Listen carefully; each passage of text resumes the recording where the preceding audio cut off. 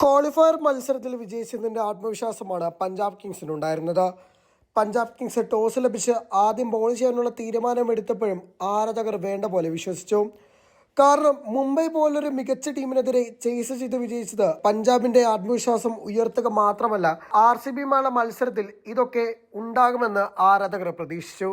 എന്നാൽ RCBയുമായുള്ള മത്സരത്തിൽ താളം തെറ്റിയ പഞ്ചാബ് കിങ്സിനെയാണ് കണ്ടത്. പ്രിയൻ ഷാരയും പ്രച്മരൻ സിംഗും തരക്കേടില്ലാതെ മത്സരം ആരംഭിച്ചെങ്കിലും ആദ്യത്തെ വിക്കറ്റ് തന്നെയാണ് മത്സരത്തിലേറെ വഴിത്തിരിവായത്. പ്രിയൻ ഷാരയെ അതിമനോഹരമായ ക്യാച്ചിലൂടെ ഫിൽ സോൾട്ട് പുറത്താക്കിച്ചു. തൊട്ടു പിന്നാലെ പ്രച്മരന്റെ വിക്കറ്റ് എടുത്തതും RCB സമ്മർദ്ദത്തിലായി. അപ്പോൾ സ്കോർ ബോർഡിലുള്ളത് 72 റൺസാണ്. 8 ഓവറുകളാണ് അപ്പോൾ ബോൾ ചെയ്തിരുന്നത്. അതുകൊണ്ട് ആരാധകർക്ക് സകല പ്രതീക്ഷയും ഉണ്ടായിരുന്നു. എന്നാൽ ജോഷ് ഇംഗ്ലീഷും ശ്രേയസ് അയ്യരും ക്രീസിലുള്ളപ്പോൾ മത്സരം ഏകദേശം പഞ്ചാബ് ഉറപ്പിച്ചതുമാണ്. കാരണം കഴിഞ്ഞ മത്സരത്തിൽ ഏറെ നിർണായകമായതും ഇതേ കൂട്ടുകെട്ടാണ്. എന്നാൽ ശ്രേയസ് അയ്യരെ ജിതേഷ് ശർമ്മയുടെ കയ്യിലെത്തിയ റൊമാരിയോ ഷെപ്പേർഡിന്റെ മാജിക്കാണ് RCBയെ മത്സരത്തിലേക്ക് അതിശക്തമായി മടക്കി എത്തിച്ചത്. 2 പന്തിൽ 1 റൺ നേടിക്കൊണ്ടാണ് ക്യാപ്റ്റൻ ശ്രേയസ് അയ്യർ മടങ്ങിയത്. ശ്രേയസിന്റെ പ്രകടനം ഏറെ എടുത്തു പറയേണ്ടവയുമാണ്. ശ്രേയസിന്റെ പ്രകടനത്തിൽ ആരാധകർ അത്ര ഹാപ്പി ആയില്ല. കാരണം മത്സരം മുന്നിൽ നിന്ന് നയിക്കേണ്ട നായകനും സ്കോർ ബോർഡിൽ ഏറ്റവും ഉയർന്ന റൺസ് നേടിയതും ശ്രേയസ് തന്നെ. ആ താരം പരാജയപ്പെട്ടപ്പോഴാണ് തോൽവിയോട് പഞ്ചാബ് കിങ്സ് അടുത്തത്.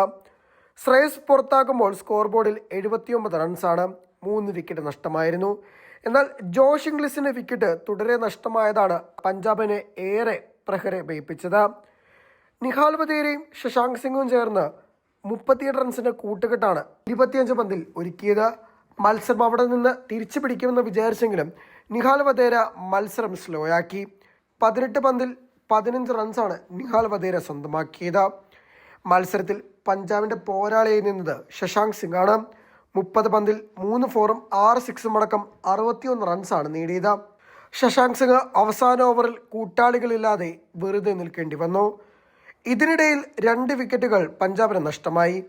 സ്റ്റോയിനിസിനെ യശ് ദയാലിന്റെ കയ്യിലെത്തിച്ചത് ഒരു ഭുവനേശ്വർ മാജിക് തന്നെയായിരുന്നു.